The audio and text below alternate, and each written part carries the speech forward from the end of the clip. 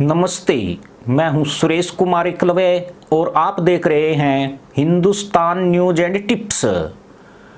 सोमवार से जारी चीन की नौटंकी बिना कुछ बड़ा किए खत्म हो रही है।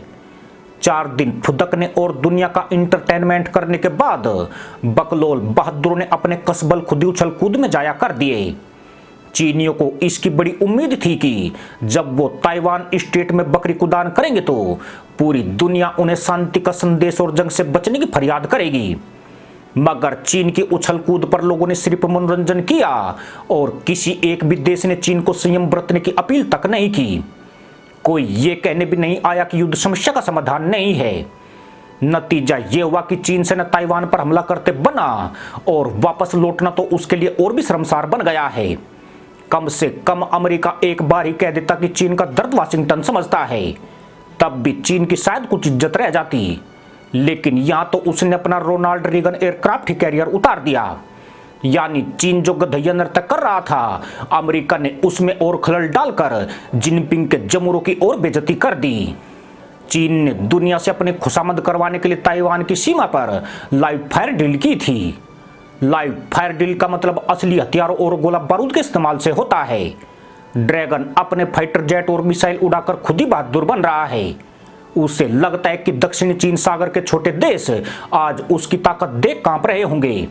लेकिन हकीकत यह है कि पूरी दुनिया इसे मनोरंजन की दृष्टि से देख रही है और लोग मुंह फेरकर अपनी हंसी रोकने की कोशिश में लगे हुए हैं। चीन का चमचा पाकिस्तान भी यही कटोरागिरी करता आया है। पाकिस्तान की सेना के पास तो खैर हाफ निक्कर का बजट भी नहीं है। उनके गधैया नृत्य पर तो वैसे ही तरस आता है। पर चीन जो खुद के शक्तिशाली होने का डंका बजाता था और अमेरिका को आग से न खेलने की धमकी दे रहा था, अब ताइवान के खारे पानी में अपनी आग शांत करने में लगा हुआ है। मजे की बात यह है कि 2.25 करोड़ की आबादी वाले ताइवान ने 145 करोड़ के कचरे वाले चीन को उसकी गुस्ताखी पर पलटवार की चेतावनी दी है। यानी जो बुजदिल चाइनीज ताइवान को छूने की हिम्मत नहीं कर पा रहे हैं, भारत को छेड़ बैठे तो बीजिंग तक इनकी बम्पर बम बरसेंगे। भारतीय सेना ने भी यह कहकर चीन की हवाइयां उड़ा दी है कि एलएसी को लेकर भारत बहुत ज्यादा सीरियस है और चीन की किसी भी हरकत का जवाब देने की इधर भी पूरी तैयारी है। यही नहीं, जापान ने चीन को अपनी नौटंकी बंद करने को कहा है और अपनी हद में रहने की चेतावनी जारी की है। यानी कोई भी नहीं है जो चीनियों के जले पर मरहम रख सके। पहले अमेरिका इन जाहिलों की बजाकर चला गया, अब कई और उसकी बजाने वालों की कतार में शामिल हो रहे हैं। सवाल उठ रहा है कि चीनियों का यह इंटरटेनमेंट प्रोग्राम कब तक चलेगा, क्योंकि दुनिया के पास और भी काम धंधे हैं। चीनियों पर पाकिस्तान के जाहिलों का साया पड़ गया है। पाकिस्तान के नेता कम से कम यह कहकर तो बच निकलते हैं कि भारत पाकिस्तान के खिलाफ खौफनाक प्लान बना रहा है, पर ताइवान तो उल्टे चीन को ही आंखें दिखा रहा है। चीन की पीपुल्स लिबरेशन आर्मी हर रोज $26 लाख का गोला बारूद फूंक रही है और ताइवानी जनता बेपरवाह होकर अपनी रोजमर्रा की दिनचर्या में व्यस्त है। यानी उन्हें लगता है कि जैसे कुछ हो ही नहीं रहा है। हैरानी की बात यह है कि चीन ने कहा है कि रविवार को युद्धाभ्यास यानी अपने इस गधैया नर्तक को वह समेट लेगा। चीन के कुछ बकलोल फंटर कह रहे हैं कि इससे ऑस्ट्रेलिया और जापान को सख्त संदेश जाएगा। अब कोई इन घुंघरों से पूछे कि वो ताइवान का तो बाल भी बाका नहीं कर पाए, ऑस्ट्रेलिया और जापान का क्या उखाड़ देंगे। अब जरा चीन की इस छम्मक छल्लो वाली हरकत को सीरियसली लिया जाए तो उसकी खुद ही फटी पड़ी है। अमेरिका ने उसकी आग से खींचने वाली धमकी पर सूसू करके पूरे चीन के मुंह पर करारा तमाचा मारा है। ऐसे में वह चाइनीज बमों के सारे ताइवान पर अटैक करता है तो विश्व राजनीति में बिल्कुल अकेला पड़ जाएगा।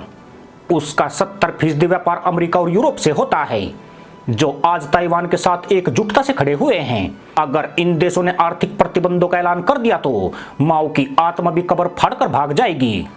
इससे भी बड़ी चुनौती यह है कि ताइवान की सुरक्षा के लिए अमेरिका का 7वां बेड़ा पूरी तरह तैयार है और परमाणु हथियारों से लैस Ronald Reagan aircraft carrier Philippine समुद्र में तैनात है।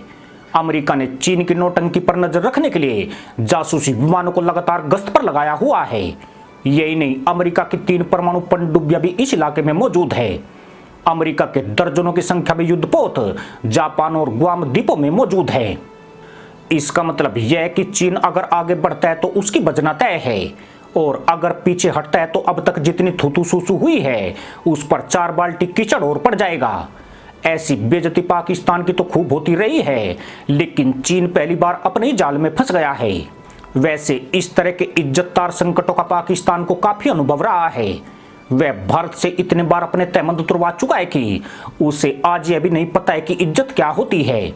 पाकिस्तान चीन का जिगरी यार है, इसलिए पाकिस्तान ही चीन को इस दुविधा से निकालने में मदद कर सकता है, क्योंकि भारत से पिटकर और तहमत उठाकर भागने में उसे गजब का एक्सपीरियंस है। चीन को तुरंत इस्लामाबाद से संपर्क करना चाहिए और इस विकट समस्या से बचने का तरीका उससे पूछना चाहिए, वरना जिनपिंग की पूंछ में जो आग लगी हुई है वह ऐसे ही फैलती रही तो चोटी को भी लील जाएगी। इसी के साथ अनुमति दोस्तों, जय जवान जय किसान जय हिंद वंदे मातरम।